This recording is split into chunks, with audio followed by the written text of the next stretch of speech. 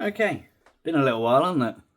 I do apologise, I've just been a little bit busy. But here we are again today, so we're going to look at an old favourite of people's. It's not one of my favourites, but people really like this model of SMG, PDW, whatever. And the one we're looking at today is actually quite a rare one as far as MP7s go. It's the New Wave Small Rice 7, or otherwise known as WE trying to not get sued up the arse. This is the actual MP7 version of their SMG8. It had some internal improvements over the SMG8, but primarily the difference is that it actually looks like an MP7 instead of looking like something that someone's tried to draw after seeing an MP7 once. So we're going to have a look at this a little bit closer. It's not one you see very often. I've had most gas blowback MP7s and most AEG MP7s too, actually. So I've had the KWA Japan version. I had a VFC version 1, but they had a plastic internal chassis, which really put me off because they were easily broken. I've had Tokyo Marui MP7, and I've had this one. With the electrics, I had a TM Electric KEP one, and I had a clone one, whatever it was, Galaxy Orwell or whatever it was that I picked up in a job lot I didn't keep. But yeah, this is one of the MP7s that I've actually kept. Because A, it was full size, B, it was all metal internals, unlike the VFC one at the time that I got this. It actually performs rather well. So let's just remove this suppressor. It isn't obviously in its stock form. I've had this for many years now. I think probably up 12 years now. When they first come out. Currently using a AAC Blackout. AAC 4.6. If you see that MP7 suppressor with its matching flash hider. On there I've got an original Vortex Spark 2, I think it is, which I've had for many years. Been a great little optic. The original MP7 sights aren't on here because I actually lost one of them, so I'm using HK416 sights, which is also a common thing seen on real MP7s with people like the MOD police, etc. These don't come with markings. However, you'll notice that mine does have HK MP7A1 there. It does have the Heckler & Koch maker script there with made in Germany. And on this side, you've got the caliber 4.6x30, and again the HK MP7 on the lower grip. And also I've got this serial plate that says Heckler & Koch Defense. This does actually come on there with a warning referred to manual, so that's the only marking from the real gun that actually comes on it. All of these inserts here, these trade plates, on the New Wave Small Rice 7, when it comes, there's actually inset space, and you used to be able to buy a pack of these plastic inserts that you just click or glue into place to give you the correct trades, and that's what I did. So if we take the charging handle and check the working parts. So the charging handle on this is actually probably the smoothest MP7 charging handle that I've ever tried. Even the real one's pretty creaky. This one's actually relatively smooth. I haven't used this a large amount, I've got to admit. I've probably put a few hundred rounds through this, tops, over the years, because MP7 just isn't my favourite platform. I prefer an MP5. The materials on this, if I grab my magnet, the trusty magnet, there's nothing really that's, obviously the steel flash hider is not part of it. So it did come with a steel latch for the stock as a replacement, because the one that actually comes factory fitted wasn't steel at the time. I think they are now, but it does come with a steel one in the box, which is good because that part does break, not just on the airsoft ones but on the real ones. All the other metals like the selector lever and the bolt release, etc., are not steel, they're an alloy. The pins are steel. Over on this side again, the selector lever is not steel. Obviously the magazine release is a moulded plastic as per the HK original. The trigger on it is, well, we have this safety dingus, as you'd expect. It's very creepy, it's very light, and you can't really feel the wall, so it's not the nicest of triggers. And the reset is quite long, didn't even feel a reset, so definitely not the nicest of triggers, but it's workable. It's a combat SMG at the end of the day. Would usually be fired in bursts anyway, I guess, although I use single shot. But if we knock these pins out, you can store those pins in the buttstock as per the original, which is what those two holes are in your MP7 stock. And then we can take the working parts and pull them out. And obviously we have our stock assembly. To remove the bolt carrier group, we just lift that retaining catch up, and there's our bolt carrier group. In this one I do have an RA Tech N pass installed, standard RA Tech N pass for WE, and we can also remove our recoil spring. The recoil spring is going to be steel, but I don't think the guide will be. Bear with, it's covered in grease, so it's quite hard to hold back. The guide's steel as well, so that's good.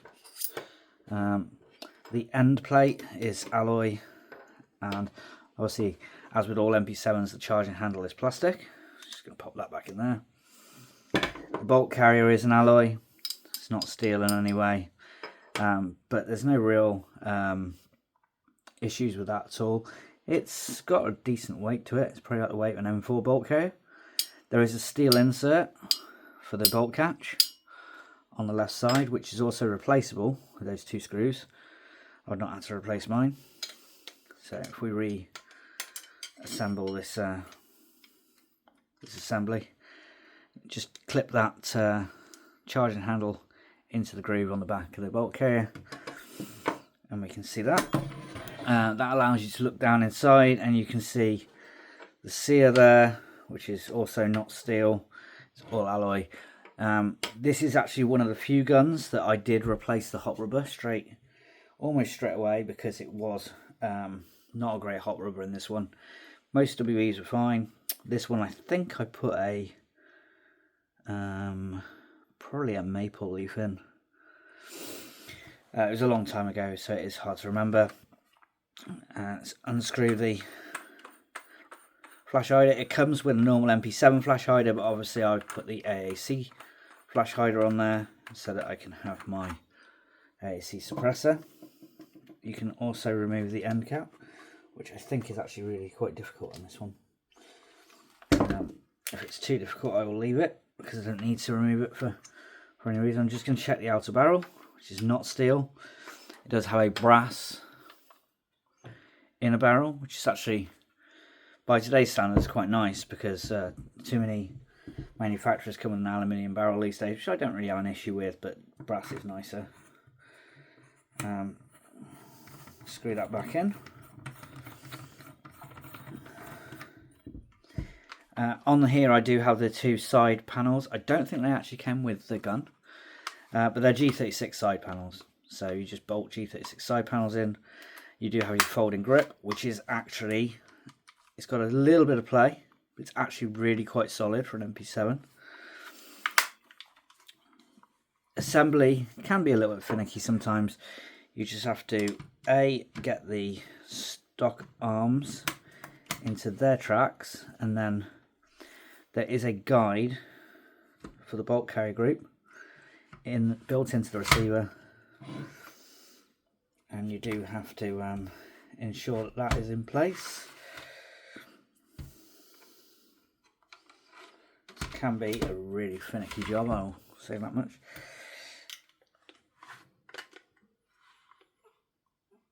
Especially if you don't get them in the guide properly.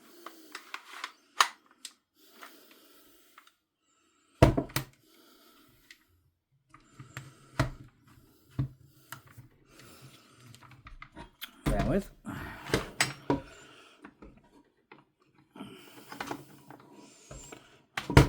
What I've found is sometimes you have to run the bolt carrier down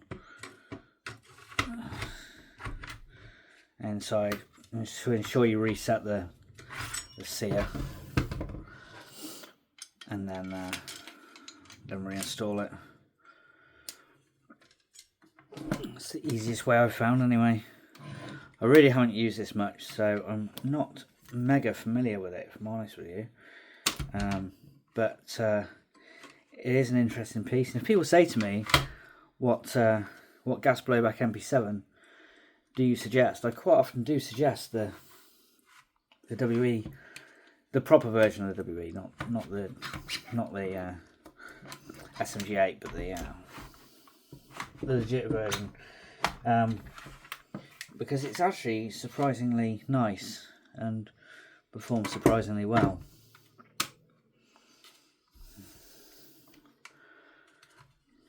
Now I'm going to have issues getting the bolt carrier. It's always fun, isn't it?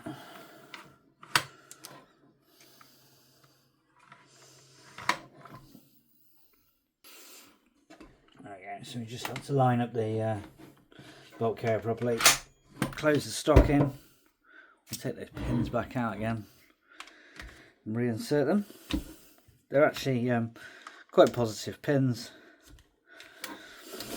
So if we now try the stock, we've got the furthest out here. It's actually reasonably rigid. There is obviously some play because it's just 2 metal bars, but it's actually, for an MP7 stock, it's not too bad. Then you can move it in by 1 notch and it will latch. That's for like your body armor length reach, or for your short arms people.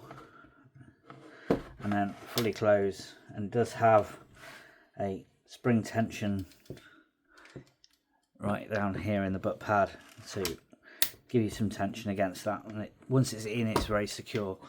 And then your fire selectors, safe, semi and full auto. You can see there's quite a bit of dust on this fire selector because it's been on the wall for so long. The magazine is a 40 round gas magazine. They're quite weighty actually. They hold plenty enough gas. You shouldn't let that go. Plenty enough gas for a couple of mags worth of BBs. I've not had problem with leaks or anything like that. They've been really reliable. It doesn't have the HK marking on the bottom of it. The only thing I will say is because of the MP7's magazine locking latch, when you're pulling this spring down here, it kind of like knocks your thumb off that follower, because your thumb catches these, which can force you, like you saw me dropping it a couple of times. To load the BBs, you can either load them from the top, or you can, if you can hold it, load them from the bottom of the track here. Personally, I would probably load them in and maybe take a little bit of spring tension off as I'm doing so. But they've been reliable enough mags, no issues with those. I do tend to run this on 2.5s because I run it indoors. On a couple of occasions I've used it. I've not really used it much outside, but that's because it's an MP7. They don't belong outside. But aside from that, that is the WE, or the New Wave Small Rice 7, which is the MP7. It's a lesser known version of the MP7, and one that's definitely worth looking at. The hop up, by the way, just so you know, is adjusted from inside, if I remember rightly, via an Allen key. So I do believe it's adjusted from inside by an Allen key. I will have to check that as well, so I may be wrong. But yeah, from what I remember, it was adjusted on the inside. But I set mine, once I set my hops, I don't mess with them anyway. Slightly shorter video, but there we go. It's a little bit of a touch up on the MP7 series. I also got an AEG MP7 here, a VFC AEG one that is actually one of the nicer AEGs, but so it's obviously had the later. It's an old one, but it's had the updates put in it, so it's reliable too on 11.1 volts. Good as a little backup if you're using the heavy machine gun or something like that. Anyway, there's my little video today on the WE MP7. I hope you enjoyed it. If you've got any questions, please put them in the comments below. I do appreciate you all watching and commenting and things like that, and I will try and get and do these more regularly. I do intend on doing GHK M4 series very shortly, because they've recently relaunched their M4 series and I've never touched on it. So we'll do that very soon. Anyway, thanks again. Take care. See you soon.